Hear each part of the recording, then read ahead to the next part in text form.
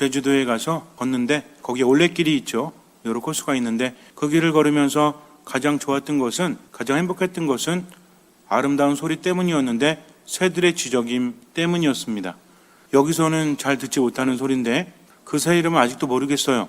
서쪽 새인지 어쨌든 뭐가 아닌 건 알겠는데 비둘기는 아닙니다. 일단 비둘기 소리가 아름답다고 생각하시는 분 별로 없죠? 비둘기가 어떻게 울죠? 비둘기가 구구구구 울어요? 우리가 여름에 가장 많이 듣는 소리 있잖아요. 이상한 소리 있잖아요. 꼬록꼬록 하는 소리, 이상한, 흉내도 못 내겠어. 계속 듣는데.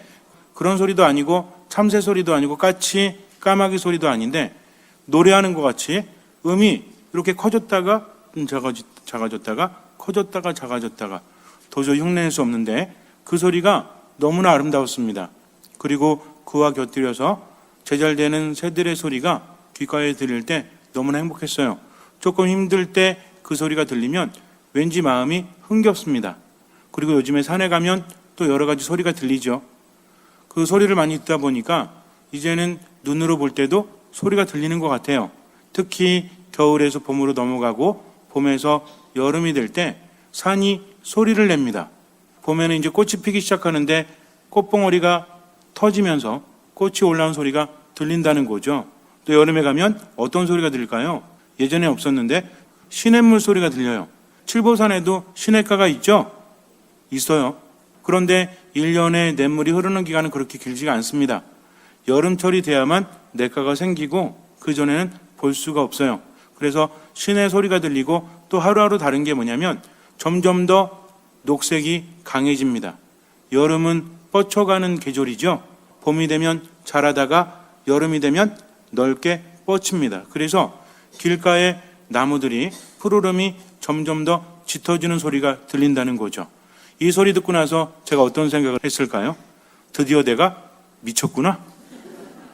꽃이 피어오는 소리, 나무의 푸르름이 점점 더 짙어지고 넓어지는 소리가 들린다고 하니까 이상하지 않으십니까? 공감이 되세요? 저만 미친 게 아니라 다행인 것 같습니다. 그래요. 자꾸 보는 것도 어쩌면 본다라는 것보다는 그렇게 들린다라는 것이 우리에게 좀 더 의미 있게 다가올 수 있다라는 거죠. 여러분들이 공감한다고 하셨으니까 아마 제 느낌을 어느 정도는 아실 거라 생각을 합니다. 보인다라고 표현하기에 너무나 부족하기 때문에 들린다라고 표현한다는 거죠. 우리가 살아가면서 듣는다는 것은 너무나 중요하죠. 들어야만 말할 수 있기 때문입니다. 듣는 것만 잘해도 많은 것들이 해결이 된다는 거죠. 겉으로 들리는 것이 아니라 그 이면에 있는 것을 들을 줄 아는 사람, 이런 사람은 참으로 행복한 사람이요. 이런 사람은 세상을 즐겁게, 기쁘게, 행복하게 살아갈 수 있다는 거죠. 고통 안에서도 무엇을 보느냐, 무엇을 듣느냐에 따라서 인생은 달라지기 때문입니다. 그런데 문제는 우리가 어떻게 듣죠? 우리 보통 어떻게 듣는다고 그래요? 지멋대로 듣는다고 하죠. 착각을 한다고 하죠. 똑같은 말을 해도 듣는 게 다 같아요, 달라요? 되게 재밌어요, 이거. 어떤 단체에서 뭐라고 얘기했는데 가서 전하는 거 보면 다 달라요. 어떤 말을 했는지 정말. 그럼 왜 그렇게 전할까요? 그렇게 들었기 때문입니다. 오해할 때 있죠? 오해할 때 있어요, 없어요? 되게 많아요, 사실 되게 많아요. 그럼 왜 오해할까요? 뭐라고요?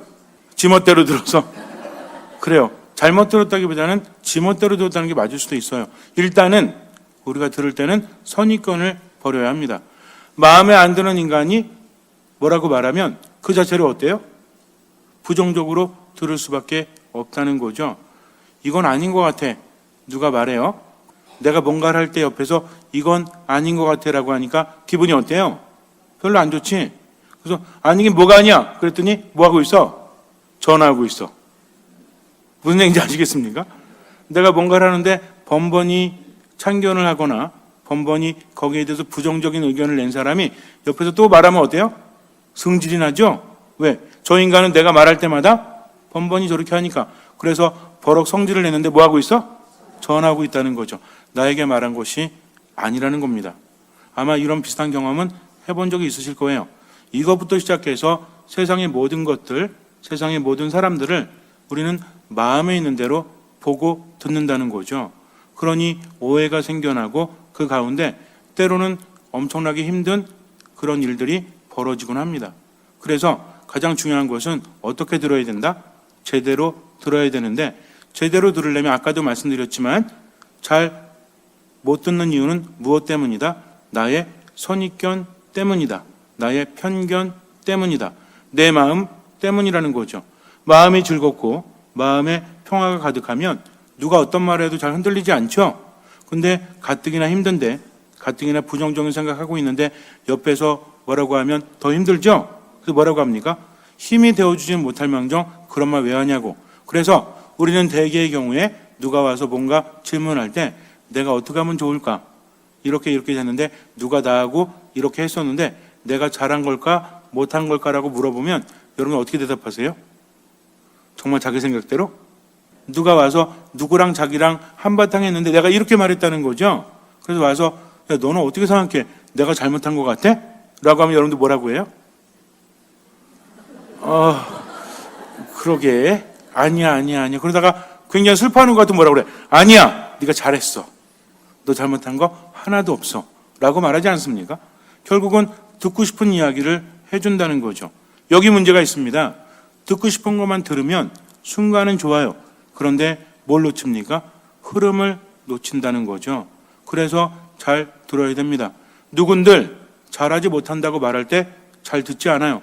기분이 나쁘다는 거죠. 그래서 우리는 모든 것들을 방어적으로 들어요. 어떤 얘기할 때 내가 하는 것에 대해서 부정적으로 말을 하거나 나를 욕하거나 그럴 때 정말 기분이 나쁘다는 거죠. 근데 얼마만큼 수련하면 그게 기분 나쁘지 않게 들리죠? 죽을 때까지 해도 안 돼요. 순간은 안 됩니다. 그렇기 때문에 기본적으로 우리 마음을 잘 다져놔야 돼요. 순간적인 것은 어쩔 수 없는 겁니다. 누가 기분 나쁜 말 할 때 우리가 강력하게 대응하지 못해도 애써 무시하죠? 웃으면서 그래 뭐 그럴 수도 있지 하면서 속으로 어때요? 내가 다시 너한테 말을 붙이나 봐라. 내가 다시 너하고 같이 하나 봐라. 겉으로 웃고 있지만 웃는 게 아닐 경우가 많이 있다는 거죠. 그렇습니다.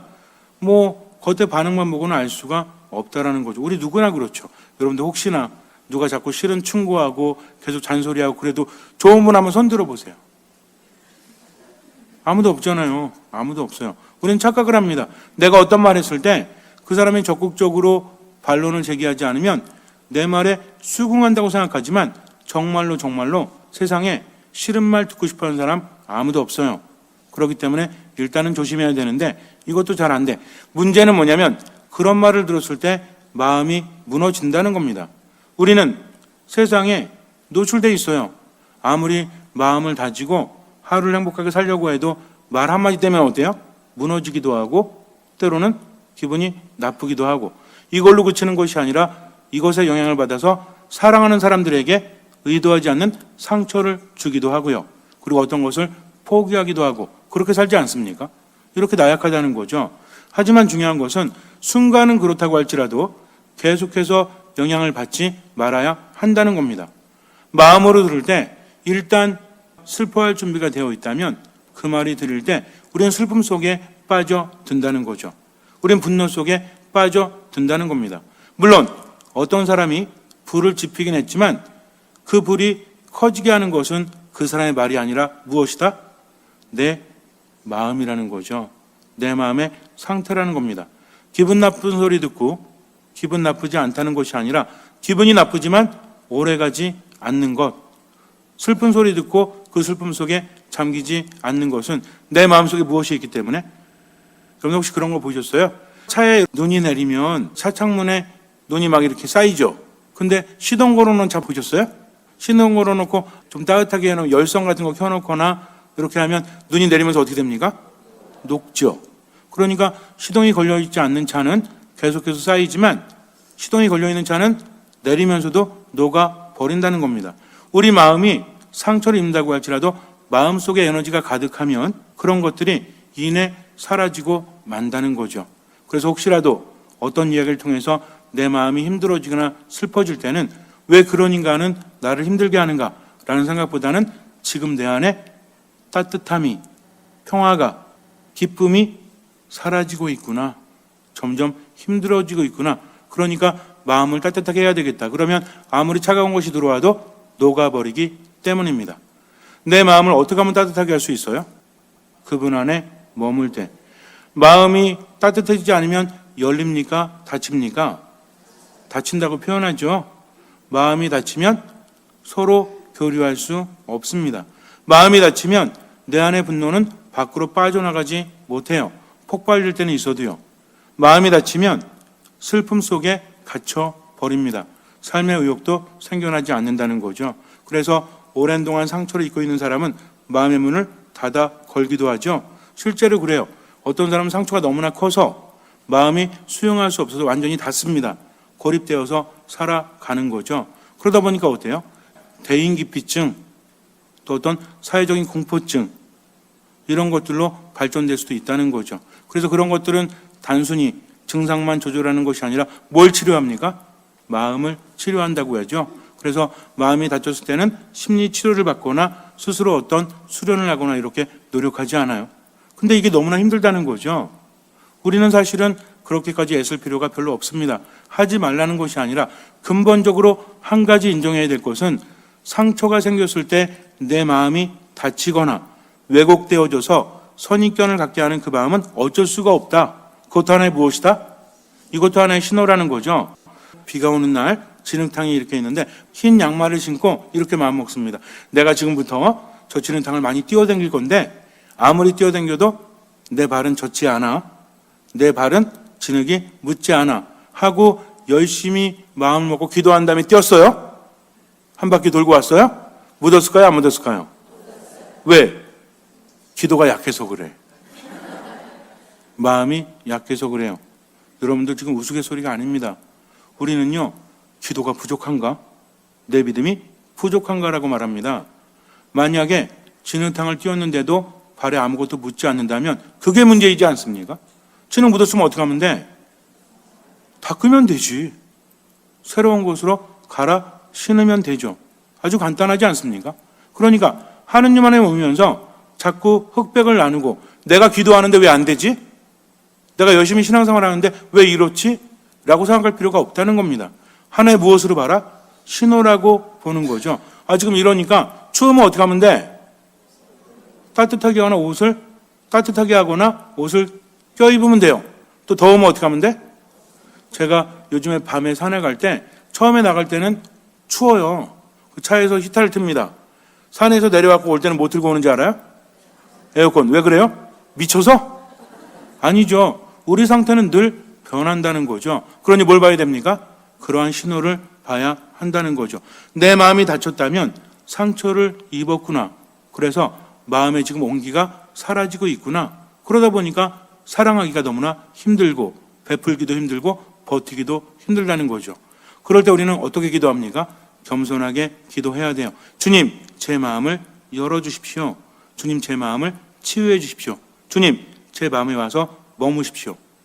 하느님을 믿고 있다고 할지라도 그분이 마음을 열어주지 않으시면 우리는 그 말씀을 제대로 들을 수 없기 때문입니다. 바오로 사도가 하느님의 말씀을 전할 때 이미 하느님을 믿고 있었던 리디아라는 여인이 있죠. 그런데 하느님을 믿고 있었어요. 그런데 그 순간에 하느님께서 그녀의 마음을 열어주셔서 하느님의 말씀을 듣게 하셨다라고 합니다. 그러니까 마음을 여시는 분이 누구시다? 하느님이시라는 거죠. 제자들이 두려움에 떨고 있을 때 예수님께서 나타나셔서 평화가 너희와 함께 하면서 그들의 무엇을 열어주십니까? 마음을 열어주신다는 거죠. 이렇게 주님께서는 우리 마음을 열어주시고 치유하시고 생명력을 더해 주신다는 겁니다. 어쩔 수 없이 하느님을 믿어도요, 살아가면서 상처받을 수밖에 없어요. 힘들 수밖에 없어요. 그리고 세상을 선입견을 가지고 바라볼 수밖에 없습니다. 그러나 어떻게 생각하느냐에 따라서 길이 달라진다는 거죠. 하느님 믿는데 왜 이렇게 힘들어? 하느님 믿는데 왜 우울증 약을 먹어야 되고? 하느님 믿는데 왜 대인기피증이 있어야 되고? 왜 공황 발작을 해야 돼? 왜 이 슬픔 속에서 분노 속에서 힘들어야 돼? 이것이 아니라 자신을 더 낮추는 거죠. 주님, 제 마음을 열어주십시오 하면서 꾸준히 어떤 마음으로? 듣는 마음으로 머뭅니다. 그래서 집에서도 이제 마찬가지예요. 그전에는 어떤 이야기를 선입견을 가지고 들었다면 지금도 그럴 수밖에 없지만 그러나 생각은 해야 되겠죠. 노력은 해야 되겠죠. 어떤 마음으로? 듣는 마음으로. 저 사람이 왜 저런 말을 하는가? 사랑하는 사이도 마찬가지입니다. 듣는 마음으로 머물지 않으면요 계속 문제가 생겨요. 근데 우리는 뭐라고 합니까? 왜 자꾸 문제가 생겨? 왜 서로 힘들게 하지? 너랑 나는 안 맞아. 이것이 아니라 서로 어떻게 하지 않았기 때문에 듣지를 않았기 때문입니다. 그러니 순간 어떻게 해야 돼요? 들어야 되겠죠. 같이 들으면 좋지. 근데 난 들으려고 하는데 상대방 안 들으려고 그래. 그럼 어떻게 하면 돼요? 에라 모르겠다. 나도 안 들어. 이러면 답이 없죠. 나는 듣습니다. 이제 중요합니다. 그 사람이 안 들어도요. 나는 일단 듣는 거예요. 어떻게? 겸손하게. 안 겸손하면 못 들어요. 겸손은 무엇입니까? 나를 낮추는 거죠. 어디까지? 땅바닥까지. 상대방이 심한 소리하고 나를 무시하고 때로는 아픈 데를 건드려도 내가 사랑하는 사람이기 때문에 어떤 마음으로?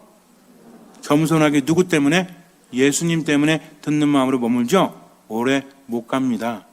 계속 그렇게 하다가 상대방이 듣는 마음으로 머물잖아요? 그러면 나는 겸손해지고 그 사람은 어떻게 되죠? 상대적으로 교만해지죠? 어쩔 수 없습니다.